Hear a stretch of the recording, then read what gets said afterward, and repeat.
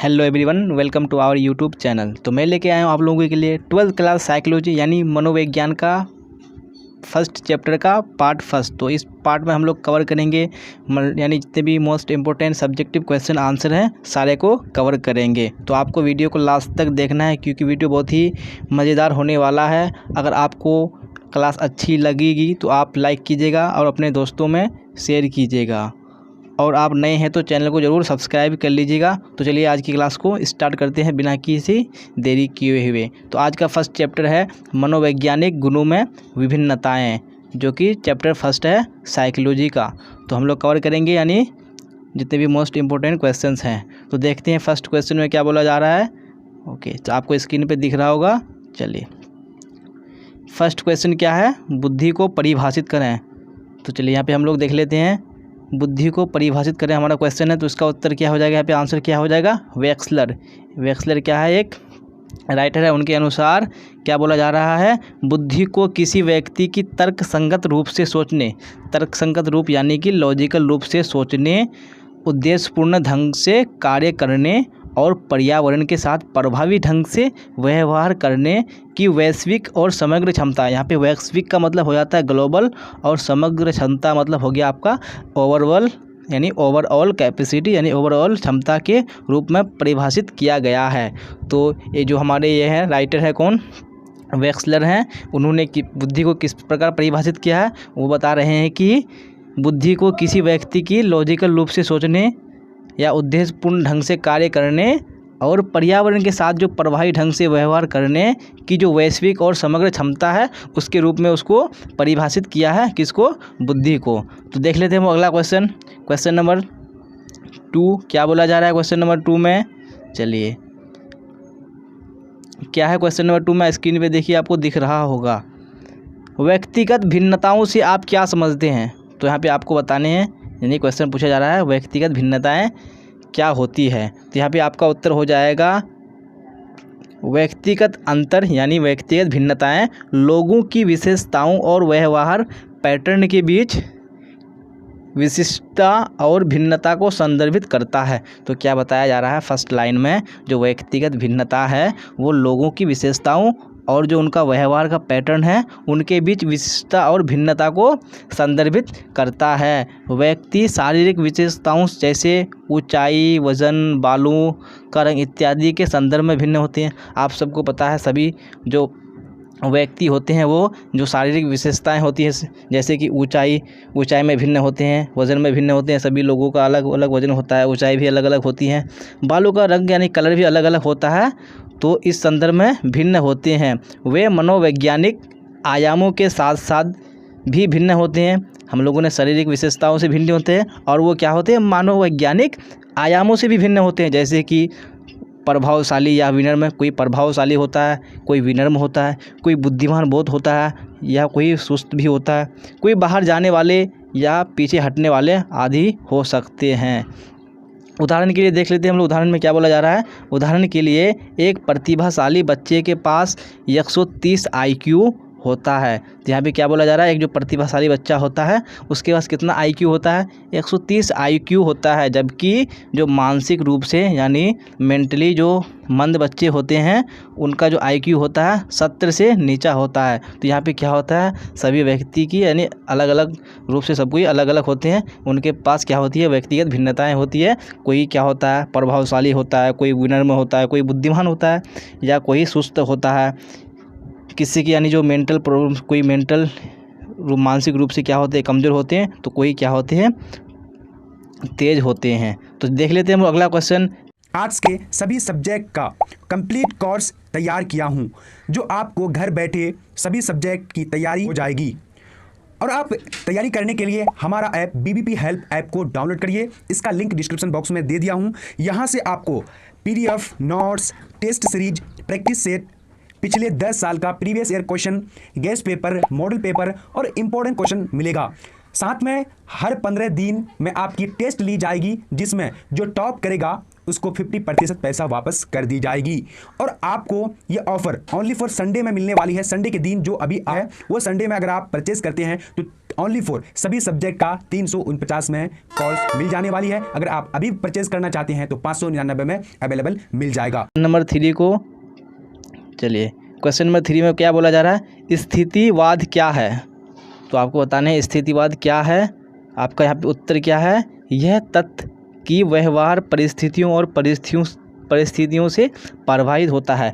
तो स्थितिवाद किससे प्रभावित होता है, तथ्य की फैक्ट की व्यवहार परिस्थितियों और परिस्थितियों से प्रभावित होता है, न कि व्यक्तिगत लक्षणों से, न कि व्यक्तिगत लक्षणों से। तो यहाँ पे बताया जा रहा है फर्स्ट लाइन में जो स्थितिवाद है वो किससे प्रभावित होता है, तथ्य की व्यवहार परिस्थितियों और परिस्थितियों से प्रभावित होता है, ना कि व्यक्तिगत लक्षणों से। तो यहाँ पे बताया जा रहा है जो स्थितिवाद प्रभावित होता है वो तथ्य की व्यवहार परिस्थितियों से प्रभावित होता है, ना कि व्यक्तिगत लक्षणों से। इसे हम लोग क्या करते हैं, स्थितिवाद के रूप में जानते हैं। उदाहरण से समझ लेते हैं हम लोग क्या बोला जा रहा है। उदाहरण के लिए अलग अलग व्यक्तित्व लक्षण वाले दो व्यक्ति एक ही तरीके से व्यवहार करते हैं। लोग क्या है, यानी जो व्यक्ति का लक्षण, दो अलग अलग व्यक्ति है, दोनों का क्या लक्षण है, अलग अलग है, लेकिन जो वो व्यवहार करते हैं वो एक ही तरह से करते हैं। जैसे शीर्ष मालिक को प्रस्तुत करना, यानी जो शीर्ष है, शीर्ष किसको प्रस्तुत करता है, मालिक को, बॉस को प्रस्तुत करता है, और जो नौकर होता है वो दोनों का क्या होता है, व्यवहार एक ही होता है, लेकिन जो शीर्ष है वो मालिक को प्रस्तुत करता है। चलिए अब देख लेते हैं अगला क्वेश्चन नंबर 4 को। क्या है क्वेश्चन नंबर 4 में, देखिए मूल्य क्या है। तो आपको बताने हैं वैल्यू क्या है। तो यहाँ पे आपका उत्तर हो जाएगा, मूल्य व्यवहार के एक आदर्श तरीके के बारे में अस्थायी विश्वास है। तो मूल्य क्या है, मूल्य व्यवहार के एक आदर्श तरीके के बारे में एक विश्वास है, अस्थायी विश्वास है। उदाहरण के लिए किसी व्यक्ति के मूल्य राजनीतिक, धार्मिक, सामाजिक या आर्थिक हो सकते हैं। यह सभी यानी जो व्यक्तियों का मूल्य अलग अलग होता है। किसी का मूल्य राजनीतिक हो सकता है, किसी का धार्मिक हो सकता है, किसी का सामाजिक हो सकता है, और किसी का आर्थिक हो सकता है। तो यहाँ पे बताया जा रहा है मूल्य क्या हो सकता है, सबका एक अलग अलग तरीका होता है। एक आदर्श जो तरीका होता है उसके बारे में एक अस्थायी विश्वास है। चलिए अब देख लेंगे हम लोग अगला क्वेश्चन नंबर 5 को।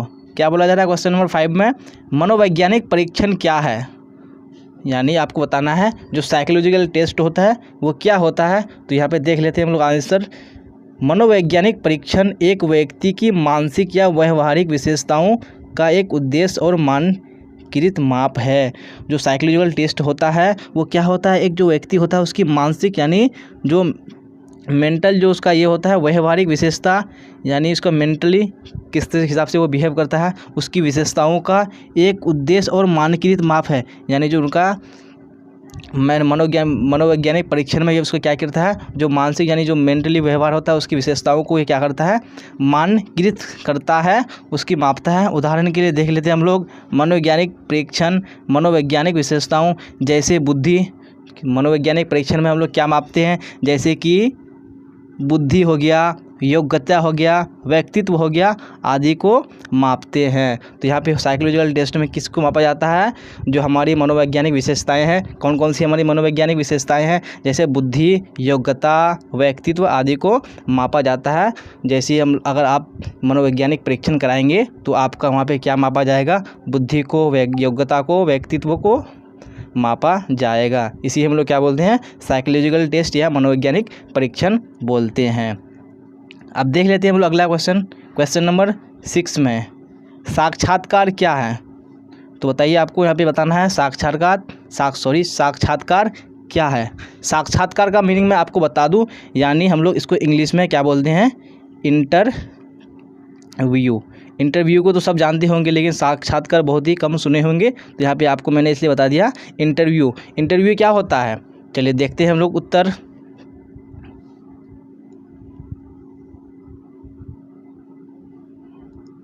चलिए यहाँ पे हम लोग देखते हैं उत्तर में क्या है।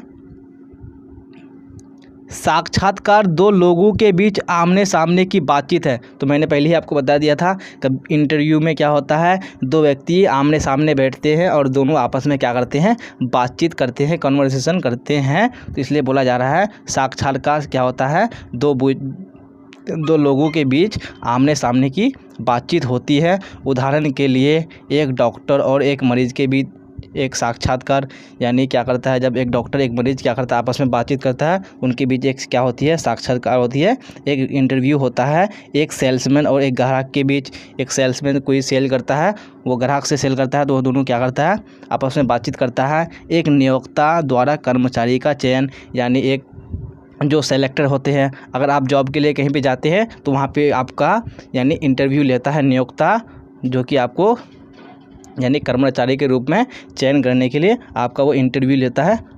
चलिए तो देख लेते हैं अब अगला क्वेश्चन नंबर 7 को।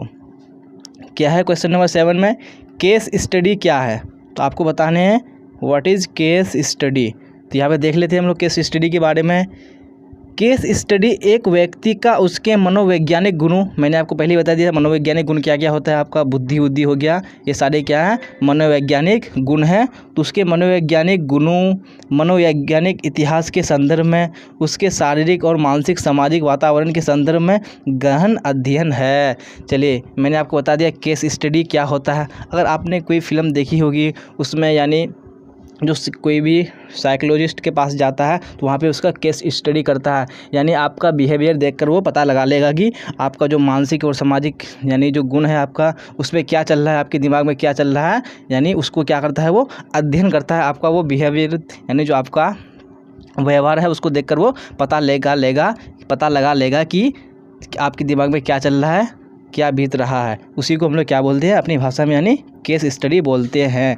गहन अध्ययन है, इसका उपयोग नैदानिक मनोवैज्ञानिकों द्वारा किया जाता है। यहाँ पे नैदानिक मतलब आप हो गया कि क्लिनिकल कह सकते हैं हम उसको, यानी क्लिनिकल जो मनोवैज्ञानिक होता है उसके द्वारा ये किया जाता है। महान लोगों का केस विश्लेषण एक उदाहरण है। यहाँ पे उदाहरण दे दिया है आपको, महान लोगों का केस विश्लेषण। चलिए अब देख लेते हैं यहाँ पे केस स्टडी के विभिन्न तरीकों, जैसे साक्षात्कार।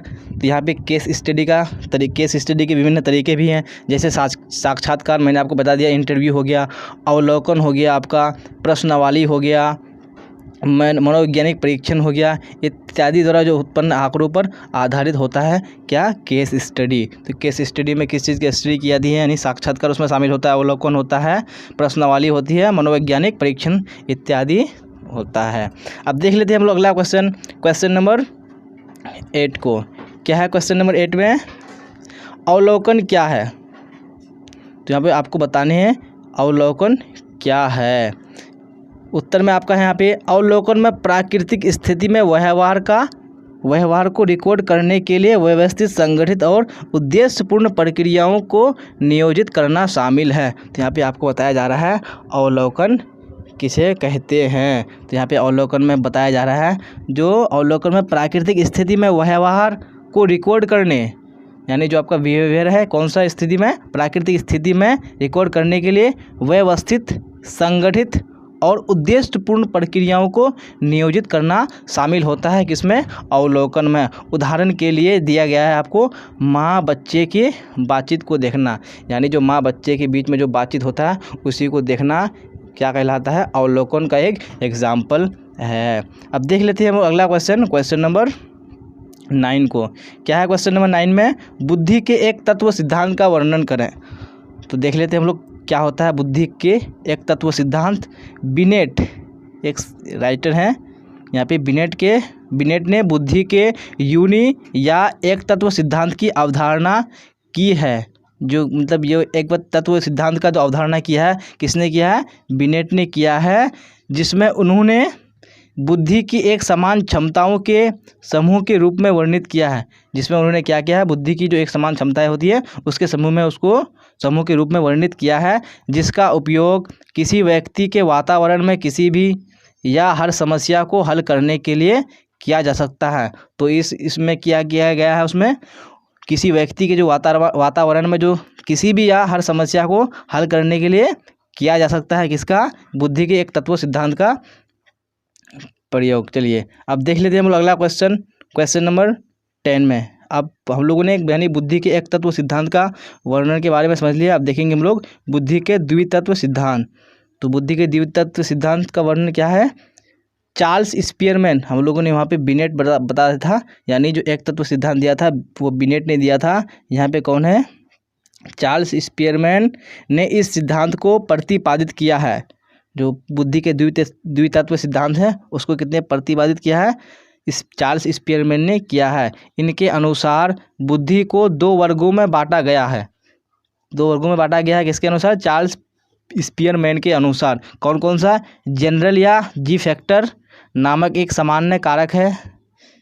2 कारकों में मतलब ये किया गया, उसको बांटा गया है। तो पहला क्या है? जनरल या जी फैक्टर नामक एक सामान्य कारक है, और एक होता है स्पेसिफिक या एस फैक्टर नामक कुछ विशिष्ट कारकों से मिलकर प्रस्तावित किया गया है। 2 फैक्टर कौन कौन से हो गए? जनरल या जी फैक्टर कहते हैं उसको, एक होता है स्पेसिफिक या उसको एस फैक्टर भी कहते हैं। तो जी फैक्टर में मानसिक ऑपरेशन शामिल होता है। तो जी फैक्टर में क्या होता है? मानसिक जो ऑपरेशन होता है वो शामिल होता है, जो सभी प्रदर्शनों के लिए प्राथमिक और सामान्य है। और ये क्या होता है? सभी प्रदर्शनों के लिए क्या होता है? प्राथमिक होता है और सामान्य होता है। और एस फैक्टर में क्या होता है? एस फैक्टर में विशिष्ट क्षमताएं। कौन सी विशिष्ट क्षमताएं हैं? जैसे उत्कृष्ट गायकों, वस्तुकारों या वैज्ञानिकों और एथलीटों के पास। तो इसमें क्या होता है? एस फैक्टर में विशिष्ट क्षमताएं होती है, जैसे उत्कृष्ट गायकों, वस्तुकारों और वैज्ञानिकों के, एथलीटों के पास होता है। कौन सा? S factor. चलिए अब देख लेते हैं हम लोग अगला क्वेश्चन है। क्वेश्चन नंबर 11 में क्या है? भाषाई बुद्धि क्या है? तो आपको बताने भाषाई बुद्धि क्या है। तो यहाँ पे आपका उत्तर हो जाएगा, यह धारा व भाषा का उपयोग करने और शब्द अर्थ के विभिन्न रंगों के प्रति संवेदनशील होने की क्षमता है। तो भाषाई बुद्धि क्या है? धारा व भाषा, यानी भाषा कैसी होनी चाहिए? धारा व, जैसे आप बोल रहे हैं तो आपका फ्लुएंट होना चाहिए, आप रुक रुक के नहीं बोलना चाहिए आपको। भाषा का क्या है? उपयोग करने और शब्द अर्थ के विभिन्न रंगों के प्रति संवेदनशील होने की क्षमता है। इसमें धारावाह यानी इसमें धारा प्रवाह और लचीले ढंग से भाषा का उपयोग करना शामिल होता है। और इसमें क्या होता है? धारा प्रवाह और लचीले ढंग से भाषा को उपयोग करना शामिल होता है। इस बुद्धि पर उच्च व्यक्ति शब्द स्मार्ट होते हैं, यानी जो इस बुद्धि पर जो शब्द स्मार्ट यानी यूज़ होता है किसके लिए? भाषाई बुद्धि वाले लोग को, यानी जो उनके लिए वर्ड यूज हुआ है, स्मार्ट वर्ड यूज हुआ है। बुद्धि के इस घटकों में कवि और लेखक प्रबल होते हैं। तो मैं आपको बता दूं, जो भी जितने भी कवि होते हैं और लेखक होते हैं वो क्या होते हैं? उनके पास भाषाई बुद्धि होती है, जिनके कारण क्या होते हैं? वो यानी धारा व भाषा को लिखते हैं, और क्या होते हैं? वो शब्द अर्थ के जो प्रति क्या होते हैं? काफ़ी संवेदनशील होते हैं। उनको उनके बारे में बहुत ही अच्छी जानकारी होती है, क्योंकि वो क्या होते हैं? भाषाई बुद्धि उनके पास अत्यधिक होती है। अब देख लेते हैं हम लोग अगला क्वेश्चन नंबर 12 में क्या है? क्वेश्चन नंबर 12 में प्राकृतिक बुद्धि की व्याख्या करें। तो आपको बताने कौन कौन सी प्राकृतिक बुद्धि है, उसकी व्याख्या करने के लिए बोला गया है। प्राकृतिक बुद्धि में प्राकृतिक दुनिया के साथ हमारे संबंधों के बारे में जागरूकता शामिल है। तो प्राकृतिक बुद्धि में क्या होता है? जो प्राकृतिक दुनिया है उसके साथ साथ जो हमारे संबंध के बारे में जागरूकता शामिल है, जो वनस्पतियों और जीवों की विभिन्न प्रजातियों की सुंदरता को पहचानने में उपयोगी होती है। तो इसमें क्या होता है? प्राकृतिक बुद्धि में क्या होता है? जो वनस्पतियां हैं और जीवों हैं उनकी जो विभिन्न प्रजातियां हैं, जो उनकी सुंदरता है उसको पहचानने में जो हमारी यानी प्राकृतिक बुद्धि क्या होती है? बहुत ही उपयोगी होती है। तो यहाँ पे क्या बोला जा रहा है? शिकारी, किसान, पर्यटक, वनस्पति शास्त्री, प्राणी विज्ञानी, पक्षी देखने वाले के पास प्राकृतिक बुद्धि होती है। तो जिनके पास प्राकृतिक बुद्धि होती है वो क्या करते हैं? जो पक्षी देखने वाले के पास क्या होती है? प्राकृतिक बुद्धि होती है, यानी वो देख के ही कह देंगे वो कौन सी प्रजाति का पक्षी है, क्या खाता है, क्या पीता है। यानी उनके पास क्या होती है? वो प्राकृतिक बुद्धि होती है, जिनके कारण वो देखकर ही पता लगा लेते हैं। तो हम लोगों ने यानी क्वेश्चन नंबर 12 कर लिया है, और हम लोग यानी जो सेकंड पार्ट में लेके आएंगे और भी यानी जो मोस्ट इंपॉर्टेंट क्वेश्चन होंगे उसको कवर करेंगे। फिर हम लोग पार्ट 3 में यानी जितने भी सारे बहुवैकल्पिक प्रश्न होंगे उसको करेंगे।